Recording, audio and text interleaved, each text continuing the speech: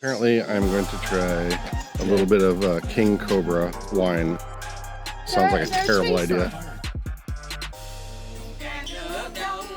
Hey everyone, welcome back. If you missed last week's video, it's probably because YouTube decided to age restrict it based on a historical photo that I put in there that people have seen a million times.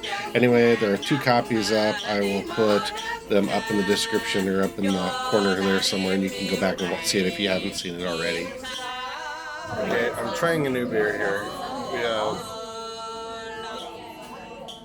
Huda, it's Vietnamese local beer.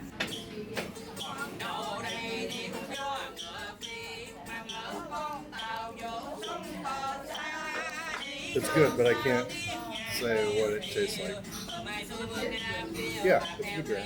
It's just different. Hoi An was quickly becoming one of my favorite spots of the whole tour. Part of the reason I didn't get a ton of footage there because I was enjoying the restaurants, enjoying walking around, taking pictures, drinking coffee, drinking exotic beers, having weird appetizers I've never had before. And if I could actually live in the ancient city of Hoi An, I think I would do it.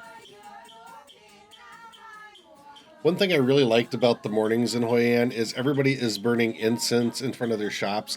And after a while, it just kind of reminds me of when you were a kid and you had parties and everybody was always burning incense and stuff. But having a night out and then waking up and having a nice cup of coffee in a cafe and smelling all the incense in the air was just, it was awesome. I really enjoyed it.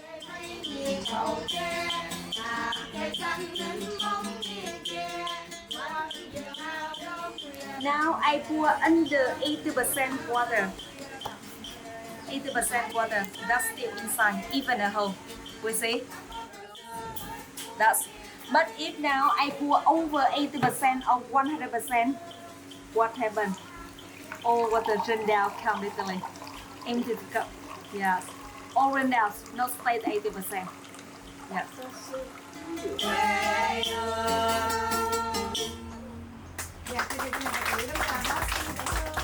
We ended up hopping a plane to Ho Chi Minh City, which is quite a bit like Hanoi, but just a little bit different. You have the party streets, you have the crazy bars, lots of stuff going on, and of course you always have the rooftop bars.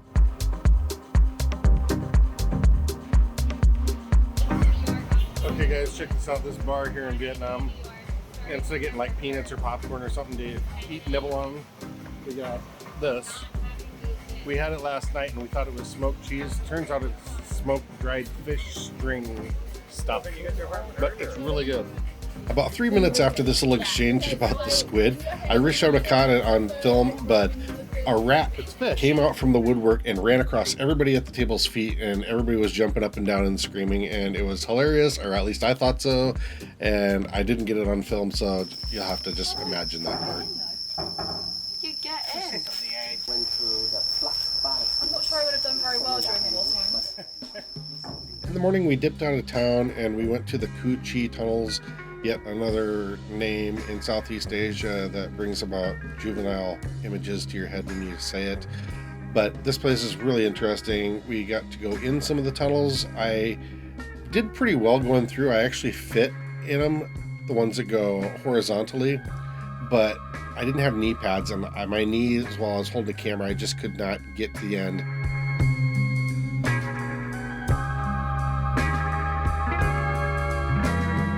Never forget to spray human waste on the spot. The urine and the pools of animals to increasing infection make the enemy die slowly in pain. These are very effective, although these are very traditional weapons. You know, stop attack and slowing down the operation of enemy. American soldier, they never leave their friend on the back. When they see their friend goes down this trap, they try to bring them up and brought them to the hospital and they won't fight anymore. And these kind of trap make for enemy feeling panic and scary as well. Psychological weapons. And this kind of the trap used to kill 6,000 American soldiers in this region. Oh my god, guys. Alright. I really wanted to try these little tunnels out, but unfortunately my love of beer and food prevented me from doing so. And you had to be pretty small to get in there. And you hold in the cover. You hold in the cover. And you put the finger underneath the cover. Arm straight. arm straight, and you bend the knee down. My boobs are sick. Right, like that. You bend the knee down slowly. Oh God, how do you do this? Yeah.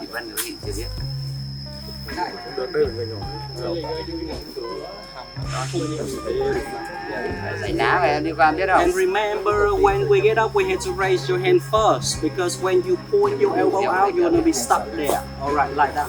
Towards the end of the tour, they had a little souvenir shop that we could stop at, and they had coffee and stuff. One thing I did do was I did shoot an M16. I only shot 10 rounds because it cost me like $20, but I figured it's a donation. What the hell? I was really interested on some of these tours that were more military oriented to see the younger people in our group who wouldn't even be born for 30 years or so after this whole thing had happened, to see them be educated by their father on all of the history of what happened, why it happened, how it happened, and for them to see it firsthand. For me, being someone that doesn't have kids or anything, I actually really enjoyed watching them be educated.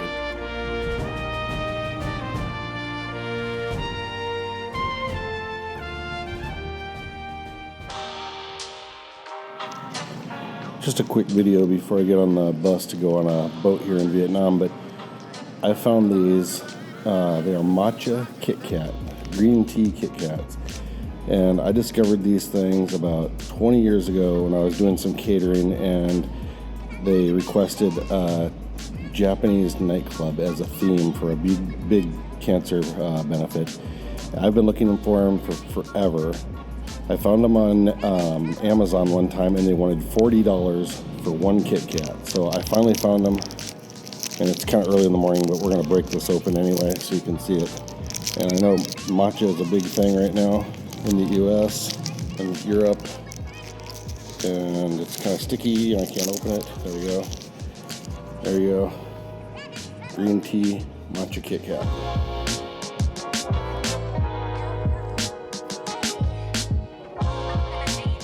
They are good.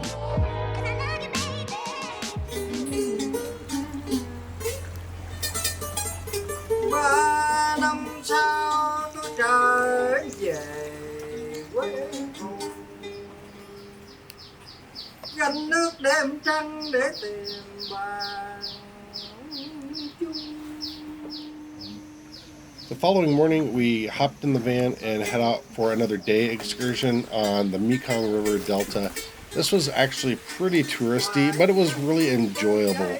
Going down the little canals in, I don't even know what you call these little boats, with a lady behind us steering us with a stick, and all covered in bamboo and palm trees of different types. It was really cool. It was really beautiful. It was also exceedingly hot. When the pictures of me wearing the Vietnamese hat got back to my friends at the Stagehands Union, they all found that very entertaining, which I didn't find until I got back. But the hat was actually really uncomfortable. I think it's one of those things, like, it just has to be broken in like a pair of jeans. Once they fit well, then they're the best thing in the world. There were quite a few people living on these islands, but they were full of, I guess, what people call the cottage industry. Lots of people doing honey and coconuts and all sorts of different making candy. Just a lot of kind of local things packaged for tourists to check out. Close to the city, where I suppose if you had a short period of time to be there, you could get to them easily without going out into the middle of nowhere to discover these things.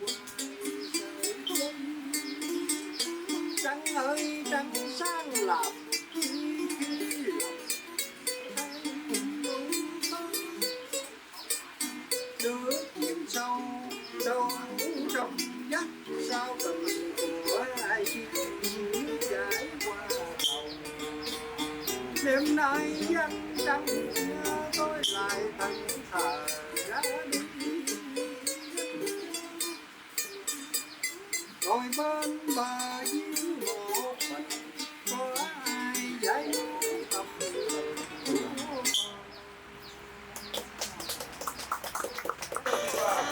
Yeah, and export to another country. Yeah.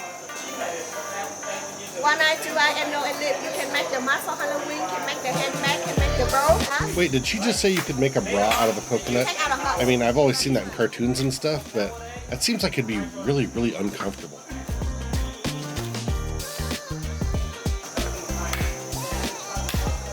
Here we are watching them basically harvest coconuts and turn them into candy that they make locally. It was really, really good, but it was so humid and hot out that all the candy was just very sticky and kind of tacky like taffy. This is very young. In the family cooking, we use coconut milk. It's good like this. After watching this demonstration, I was so glad that we have coconut milk in a can in the U.S. This one, I will put here.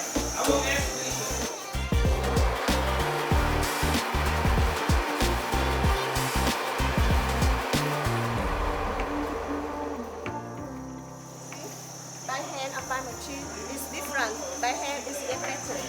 And how we take the milk. You hand and pressing like this.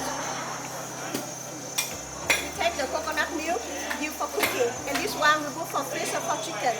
Yeah. And but in here, they not do by hand, we put here. And 5 kilo coconut milk. It's made from young sticky rice, malt, M-A-L-T. We not use the sugar. 25% chocolate, coffee, cacao, and ginger. One liver we cook for one time. We stir 45 minutes. The candy become like this. You see? With peanuts. And they keep on the table here. And we keep here 10 minutes, load half of the candy, and then put down the can. And we cut a small piece, and we use the rice paper and paper to wrap the candy.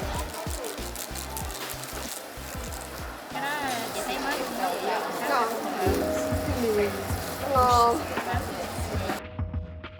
Now, I've done some dumb stuff in my life. I mean, I used to be a touring musician, but this was probably one of the dumber things I've ever done. So apparently I'm going to try a little bit of King Cobra wine, and this sounds like a terrible idea.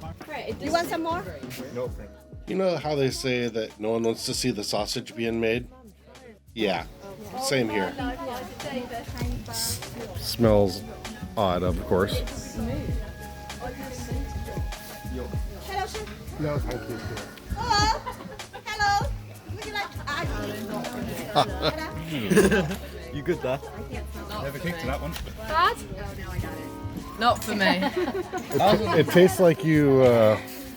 It tastes like you wrapped a bunch of newspaper up and soaked it in alcohol, and then took the newspaper out and drank it warm. Yeah, you just drank a one with salt on the news. I was really trying to be polite about it, but to be honest, this tasted like crap. And here's what the Cobra looks like that's in the bottle. Take it now. Yeah, I have regrets. Good for health.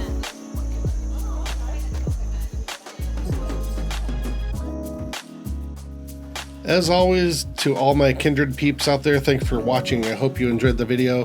If you missed last week's video, I'll put a link somewhere for it.